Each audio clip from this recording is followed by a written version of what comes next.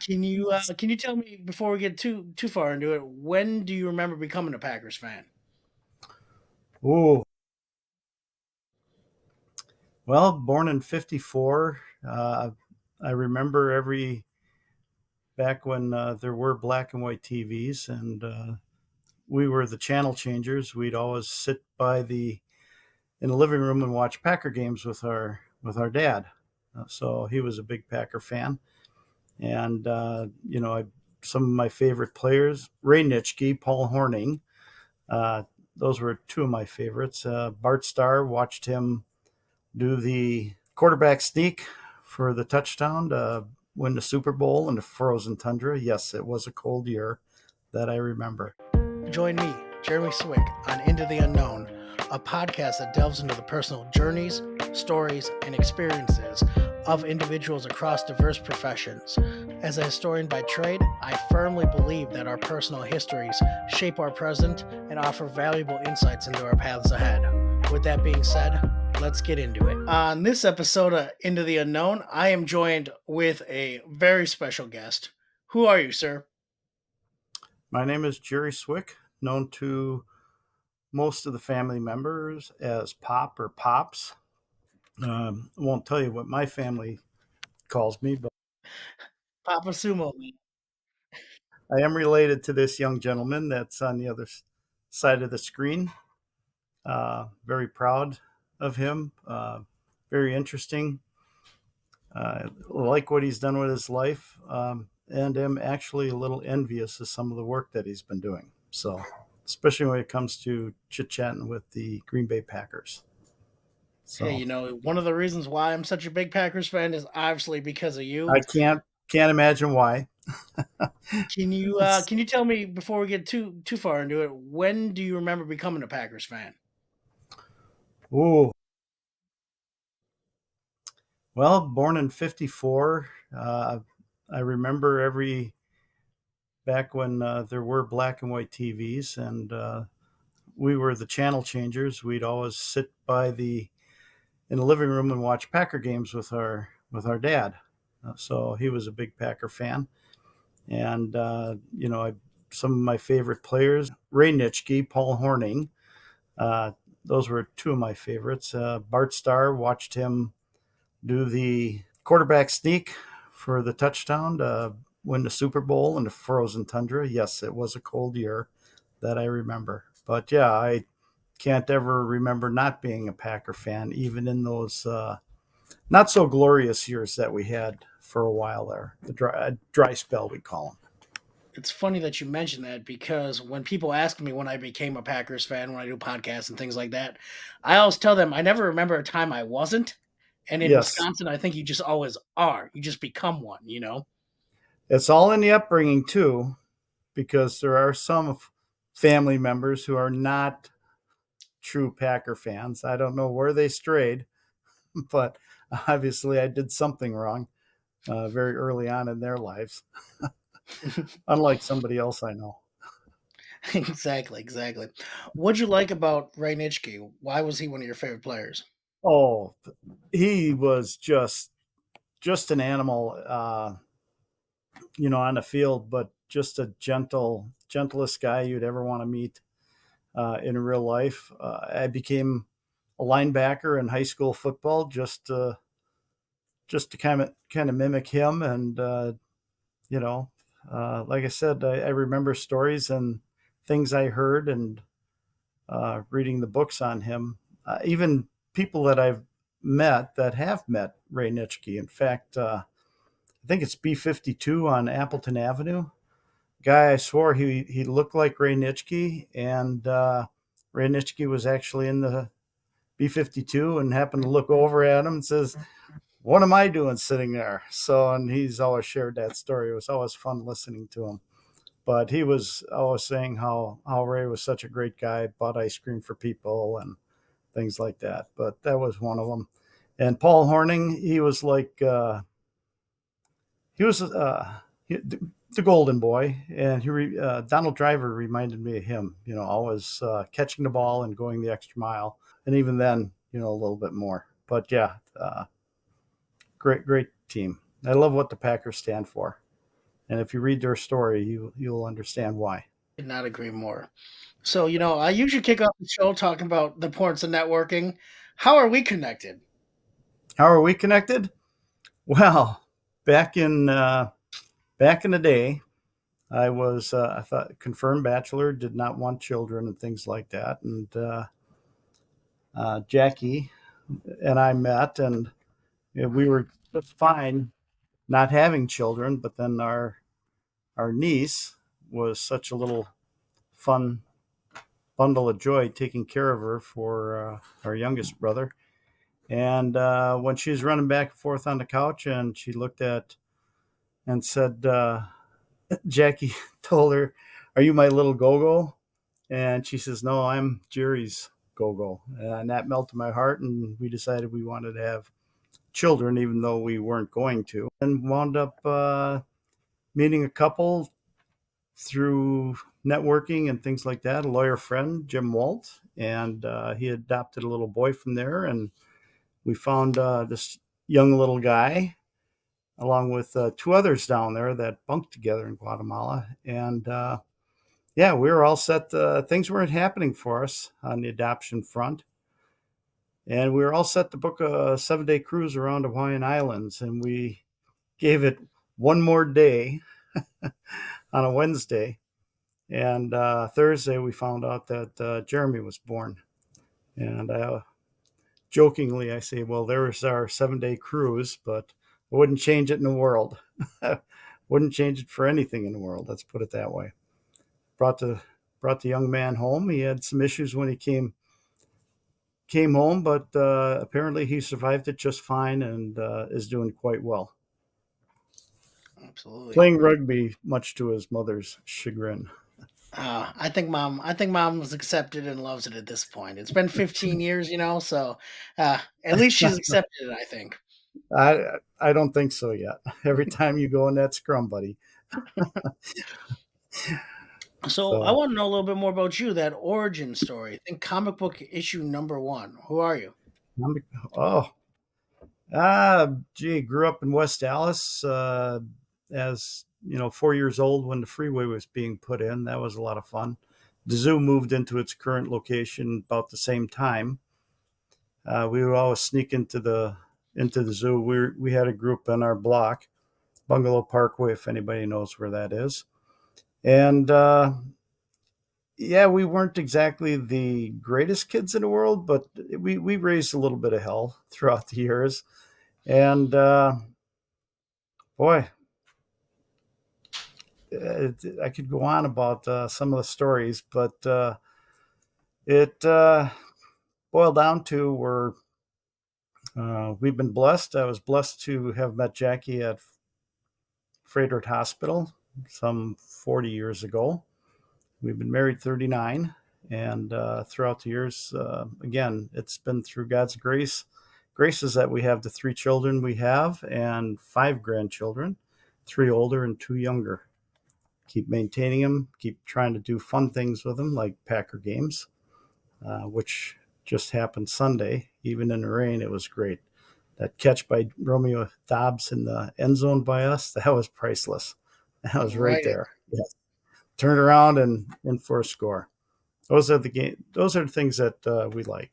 So, uh, vacation a couple times a year. Now that we're both retired, uh, again, do no regrets work for the conference. Pantry work. Keep myself physically fit. Sort of. How often do you go?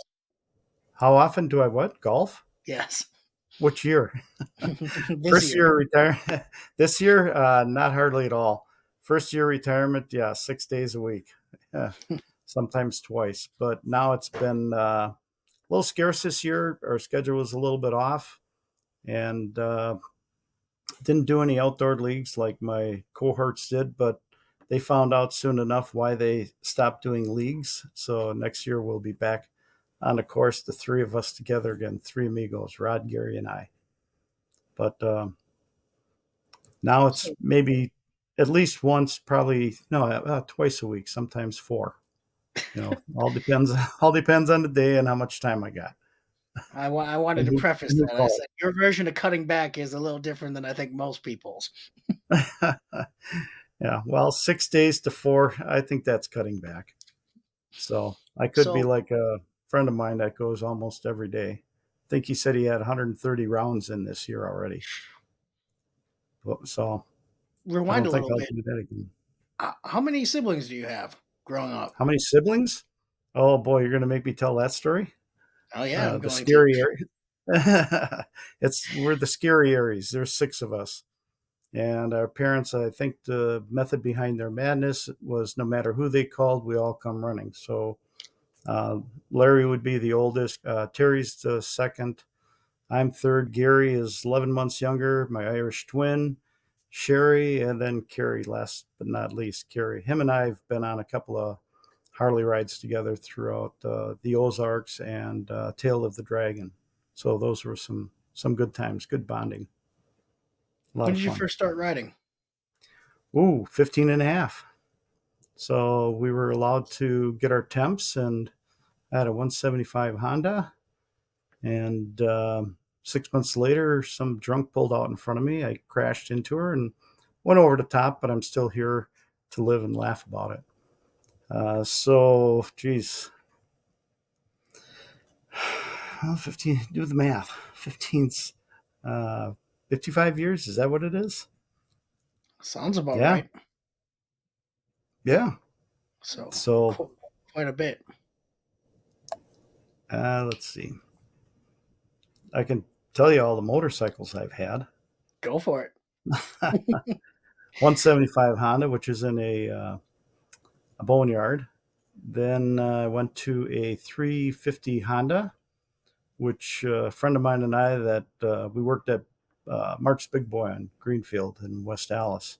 Saved our money and took those bikes around the country about 6 weeks. And then I traded that in for a 360 Yamaha, which, if anybody knows Bradford Beach and the hill behind across from the marina, used to be a band a stage up there for bands playing and a giant hill on the backside. Yeah, I took the 360 up that a couple of times just for show. And then I traded that for a 900 Kawasaki, which my dad did not really think I should have spent that much money on a motorcycle. But after he took it off for a 20-minute ride, he realized just why I bought it. Then I traded that for 1,000 Kawasaki shaft, bought a 46 EL knuckle with a side shifter and suicide clutch, Harley Davidson. And then my dad had passed away, so I've got his 82 1100 Kawasaki Spectre. And then Jackie's uh, said that after I think about 10 years that I could go out and buy my current 2007 Ultra Classic with Aaron Rodgers and Donald Driver autograph on the lid. And I still have the 82. You know Yes, you what? do. You do. You Yes, want I to tell do. the Aaron Rodgers story?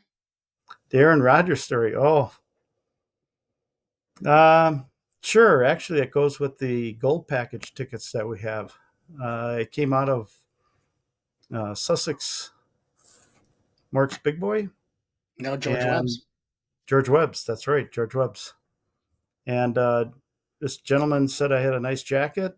Got a conversation going. Next thing I know, I have 4 tickets to the gold package up at Green Bay. And then that was 2011. And then that year, a tech conference for a vendor uh, that did work for us invited us to Miller Park. And Aaron Rodgers was the main show there. And I happened to talk him into signing the back of the Harley before he walked out. So that was a lot of fun. And then during the COVID years, I managed to get Donald Driver to autograph it as well. The only thing I could get a picture of was him with a mask, but with the earrings and the eyes, you could tell that was, and the shiny head. Yeah, you could tell that was Driver.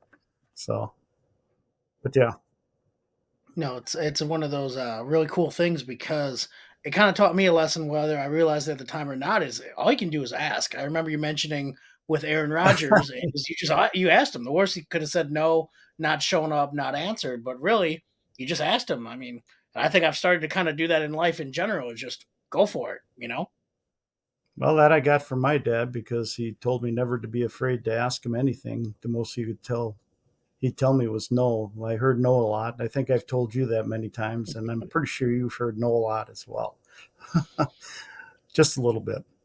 So, but And I always explain to people the gold package too. For a time, as you mentioned, there were some dark years in Packers history where we weren't that good, and so they split games with Milwaukee and oh Green yeah, Bay just to get more fan attendance. And originally that was called the Milwaukee package. And over the years, they changed it to the green and gold the package. goal But it was kind of a thank you to the Milwaukee fans that had supported them over the years. for how many years? Yes. In every person's life, you make a decision not really knowing the outcome. You can go east, you can go west. Can you give me a time where you made a decision and just went for it? Boy, that's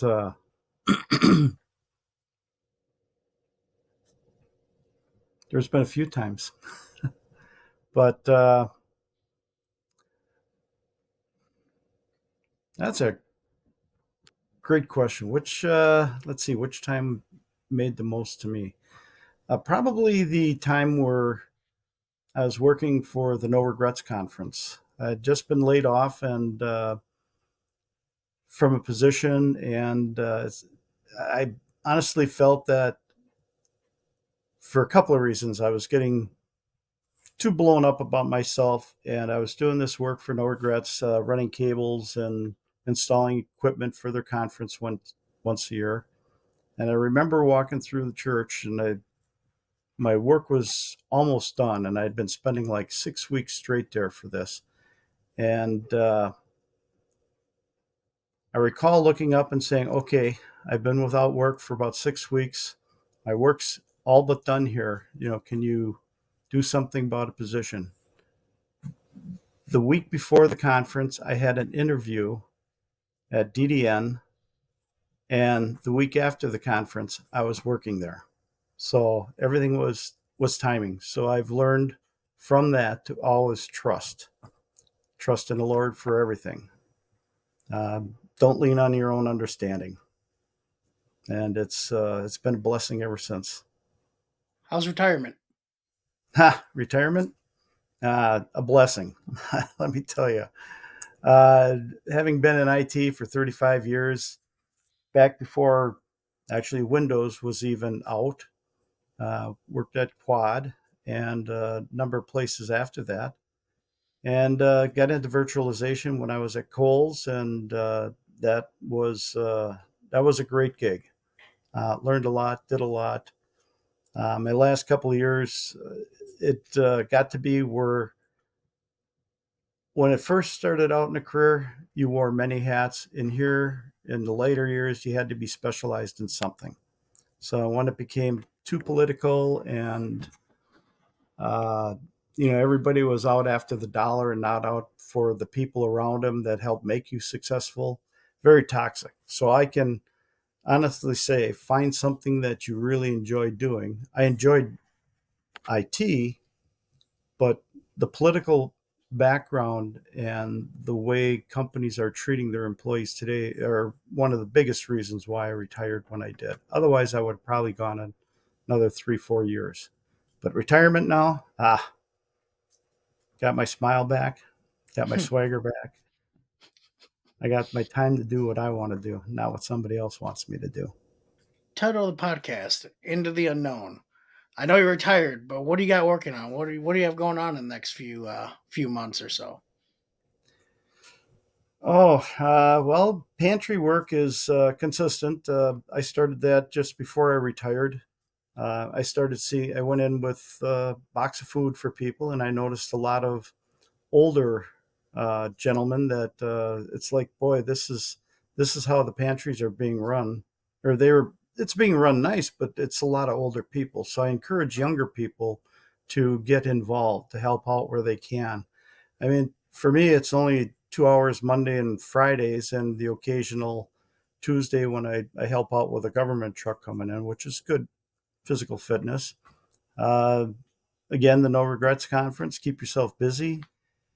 And I just finished pool gigs. I'm helping some neighbors out with their pools and just finished closing those. So that's done for the year. I'm probably going to retire from that next year if I can find somebody to take over. It's an easy gig. Hot summer days, you clean the pool, you go sit in it for a little bit and make sure the water's right and for the customer, and a little bit of extra cash, but that wasn't what it was for. Indoor golf, honestly, sims are a way to be, especially for someone like me that enjoys it so much. And then outdoor whenever you can. That's pretty much, that's my retirement.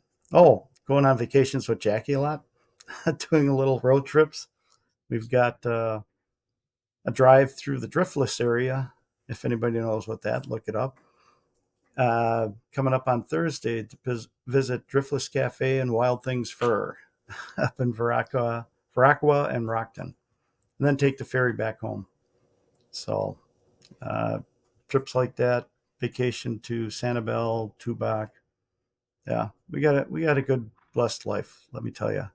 Sit on the backyard, do Packer parties and maybe some tailgating games. And we're going to a few more games this year. We got a couple left in the books to go to, so I'm looking forward to that. Yeah, November 3rd, 28th, and middle of December, January for a Bear game. Let's see if Looking that's forward. bring some snow, huh? We've gotten the rain, we've gotten the nice weather, we've gotten chilly weather. We will be, but yeah, looking forward to a snow game. They did a I really nice job of ice sculptures up there. I'm hoping they do the same this year. Oh, absolutely. It's funny because I always tell people you got to, and I think I've probably got this from you. You got to go to a game where it's nice, you can enjoy, you can walk Yes. around, and you need to go to a game where it's snowing. It's terrible out. Maybe we're playing Minnesota. It's one of those Oh yeah. games where it feels great to be up there, even though your body is physically freezing, and I can't imagine playing out there in that. Well, if you're dressed pretty much appropriately, we pack them in at the stadium, so there's a lot of body heat hanging on there. So, but Well, anyway, I want to thank you again for taking the time to talk with me. I really do appreciate it, Pops. sure. It's great to, talk. Feels weird to be being interviewed by your own son, but like I said, I'm a little envious, especially when he starts showing me the podcast with him and Green and Dorsey Levens and good old Gilbert Brown. But anyway, it's a lot of fun watching what you do. We'll talk soon, Pop. Love you. Love you too. Have a great night. That was another fun episode of Into the Unknown. I truly appreciate you taking the time to listen. And if it provides you any value or entertainment, I would love if you shared it with others, liked, subscribed, and really just help the podcast grow. Again, tell a friend, tell a foe, just anyone who might enjoy hearing some stories of people's own journeys and what got them to where they are today. Till next time.